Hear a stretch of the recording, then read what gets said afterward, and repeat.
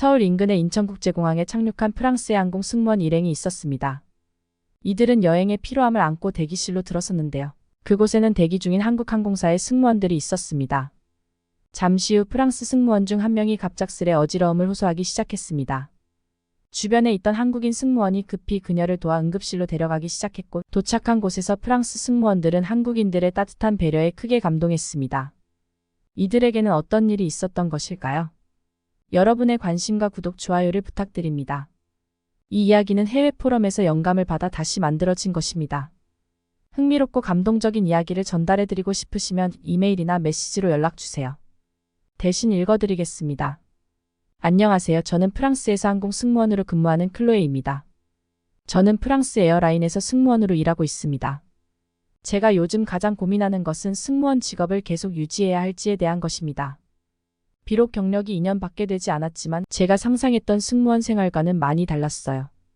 이 문제에 대해 부모님과 친구들과도 상의해봤지만 그들의 반응은 모두 같았습니다. 힘들게 승무원이 된 건데 왜 그만두려고 하느냐는 것이었죠. 그래서 저는 배정된 비행을 마친 후 잠시 휴가를 내기로 결정했습니다.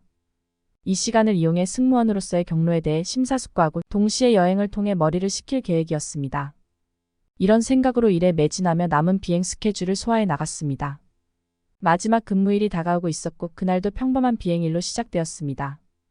프랑스에서 터키로 러시아를 거쳐 일본으로 가는 긴 여정이었습니다. 하지만 출발 전부터 조금 몸살 기운이 느껴지기 시작했어요. 몸이 좋지 않음에도 불구하고 약을 먹고 비행을 시작했습니다. 휴가를 앞둔 마지막 비행이라는 생각에 조금 설레었지만 이내 그 기쁨은 사라졌어요. 비행이 시작되자 이날따라 비행기의 움직임이 평소와 달라 어색하게 느껴졌습니다. 보통 약간의 불규칙한 움직임은 있을 수 있지만 혹시 모를 상황에 대비해 부기장님께 상황을 보고했어요. 그러나 부기장님은 크게 걱정할 일이 아니라고 말씀하셨죠. 그렇게 우리는 첫 번째 경유지인 러시아에 도착했고 약 2시간의 대기 시간이 주어졌습니다.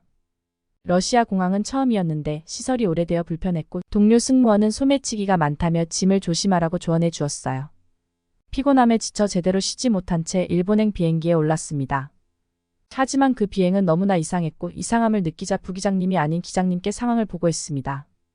기장님에게 상황을 보고하자 제 감각이 옳았음이 밝혀졌습니다. 비행기에 기술적 문제가 생겨 즉시 비상 착륙해야 한다는 소식이었어요. 우리 비행 루트상 가장 가까운 공항은 인천국제공항이었고 항공관제와의 긴급 교신 끝에 착륙 허가를 받았습니다. 갑작스런 상황에 승객들에게 진실을 전하고 인명피해 없이 모두를 안전하게 대피시키는 데 집중했습니다. 그 결과 비행기는 안전하게 인천국제공항에 착륙할 수 있었습니다. 한국공항은 제게 처음이었어요. 러시아 공항에서의 경험으로 인해 한국에 대한 기대도 크지 않았습니다. 제 생각엔 후진국인 한국보다 아시아의 선진국인 일본이 더 나을 것이라 생각했습니다. 휴가를 계획할 때도 아시아 지역에서는 일본을 우선으로 두었죠. 그러나 이번 긴급 상황은 제 생각을 바꾸는 계기가 되었습니다. 인천국제공항에 도착한 순간 저는 예상과 달리 현대적이고 첨단의 시설에 놀라지 않을 수 없었습니다. 공항의 깔끔함과 직원들의 전문성, 그리고 긴급 상황에도 불구하고 승객들을 배려하는 모습이 인상적이었죠. 이 경험은 제가 가졌던 한국에 대한 선입견을 완전히 바꿔놓았습니다. 저는 일본의 고유하고 독특한 문화와 그곳의 분위기를 정말 좋아했습니다. 그래서 자연스레 한국보다는 일본을 더 선호하게 되었죠. 비행 중 아시아 지역 승객들과의 몇 가지 부정적인 경험도 이런 생각에 한몫했습니다. 그들 중 일부는 비행기 안에서 시끄럽게 행동하는 것은 물론 자리를 지저분하게 만들어 놓는 경우도 종종 있었어요. 특히 무언가를 주문하고 납품되기를 기다리는 동안에도 끊임없이 재촉하는 모습이 보였습니다. 음료를 주문하고 30초도 지나지 않아 음료가 언제 나오냐고 묻는 승객도 있었습니다. 이런 경우 대부분 중국인이나 한국인 승객들이었어요.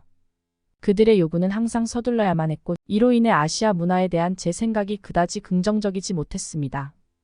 아시아 여행지로서 저는 항상 일본을 가장 선호했습니다.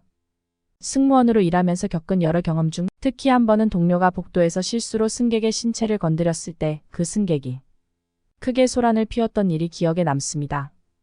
그 승객은 아시아인이었어요. 이런 경험들로 인해 한국에 대한 제 인식은 그다지 긍정적이지 못했습니다. 하지만 다행히 아무도 다치지 않고 안전하게 착륙했기에 안도의 숨을 쉬었습니다. 나중에 알고 보니 비행기에는 예상보다 더 많은 문제가 있었고 만약 일본까지 계속 비행했다면 큰 사고가 날 수도 있었다고 합니다.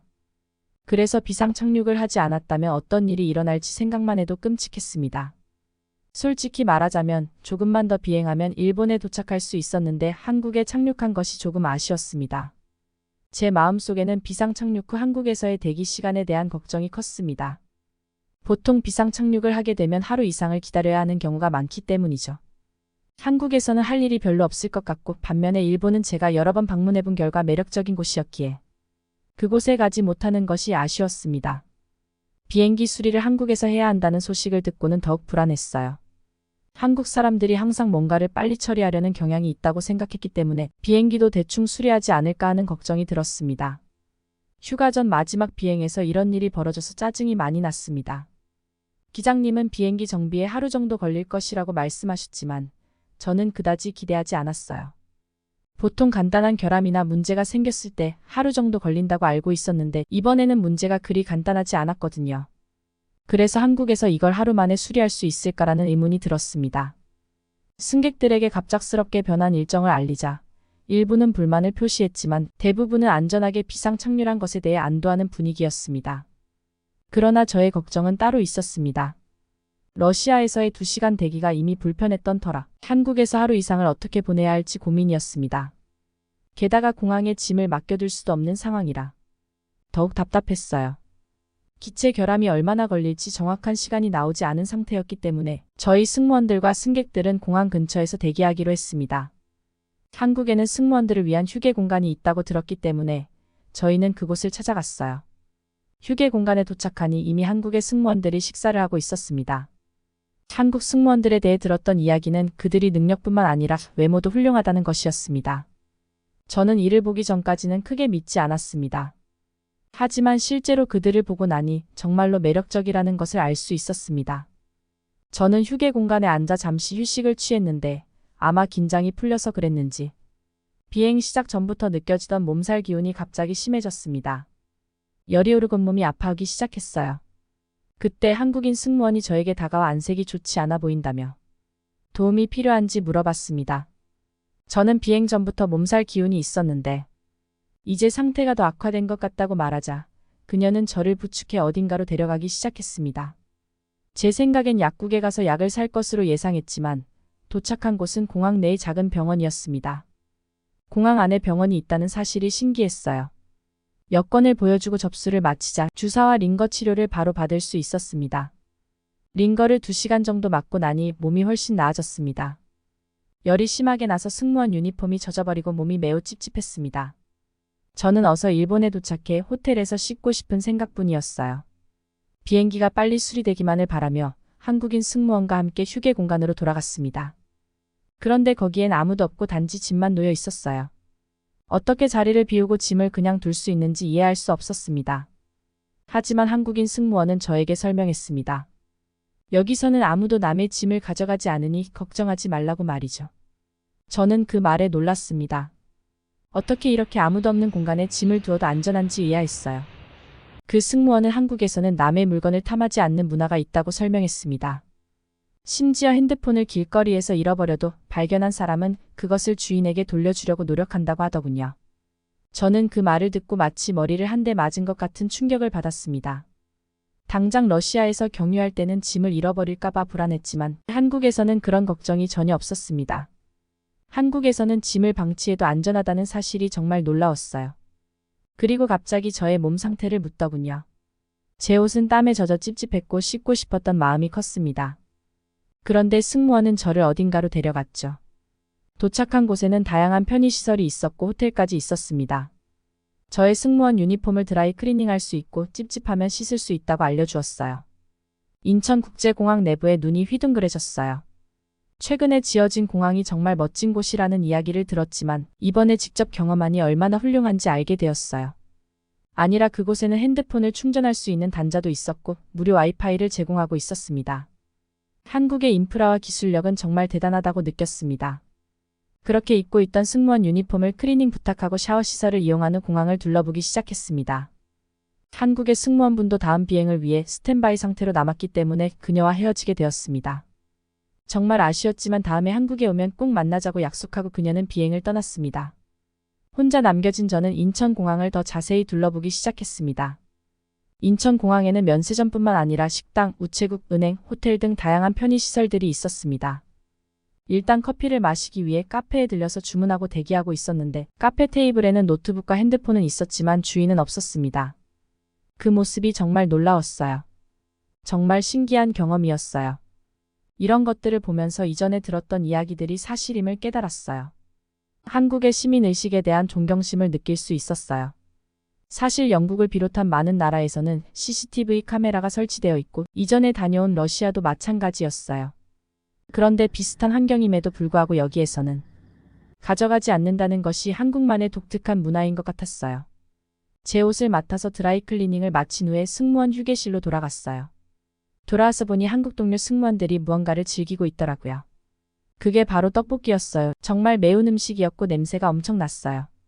한 입 먹어보니 정말 매웠지만 그 특유의 단맛과 매콤함에 중독성이 있었어요. 계속 손이 가더라고요.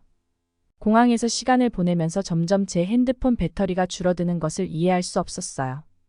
하루가 걸릴 줄 알았던 비행기 정비가 지금 마무리 단계에 있으니 승객분들에게 좀 더 빠르게 출발할 것 같다고 이야기를 하라는 내용이었습니다. 저는 놀라지 않을 수 없었어요. 더 늦게 고쳐질 줄 알았던 비행기 정비가 오히려 더 빨리 끝나다니 한국의 기술력에 정말 놀라버렸습니다. 인천공항에 우연치 않게 와서 많은 것을 느끼면서 한국에 대한 인식도 정말 많이 달라졌어요. 그렇게 저는 마지막 비행을 마치고 영국으로 돌아왔습니다. 계획했던 휴가의 일정을 전부 변경했는데요. 원래 아시아는 일본으로 휴가를 가려고 했었으나 저는 한국으로 가게 되었고 일정보다 더 머무르며 한국에 대해 알게 되었습니다. 이번에 복직하게 되면 저는 한국의 항공사에 복직 신청을 해보려고 합니다. 여행을 하면서 가장 크게 느끼는 것은 그 나라의 문화와 예절이 정말 중요하다는 것인데 그런 면에서 한국이 가장 적합한 나라라고 생각하게 되었습니다. 저는 이제 누군가가 여행을 어디로 가야 한다고 묻는다면 망설임 없이 한국이라고 대답해 줄 수 있을 것 같아요. 한국은 치안도 정말 잘 되어 있고 볼거리도 다양하고 그렇다고 먹거리가 부족하지도 않고 정말 여행으로서 최고의 나라라고 생각합니다. 지금까지의 사연 어떻게 들으셨나요? 저도 사연을 들으면서 한국에 살고 있으니 당연하게 생각했던 부분이 외국인이 느꼈을 때는 특별하다고 느낄 수도 있겠구나 생각하게 됐습니다. 한국이라는 나라는 외국인이 봤을 때는 특별한 점이 정말 많은 것 같은데요. 이것을 저희는 당연하게 생각하는 게 아니라 감사하게 생각하는 마음도 중요할 것 같습니다. 오늘의 이야기 많은 도움 되셨나요? 도움 되셨다면 구독, 좋아요, 알림 설정 눌러주세요. 궁금하신 내용은 댓글에 남겨주세요. 저희 채널에 많은 응원이 됩니다. 감동 이야기를 전하는 채널 코리아 원더였습니다.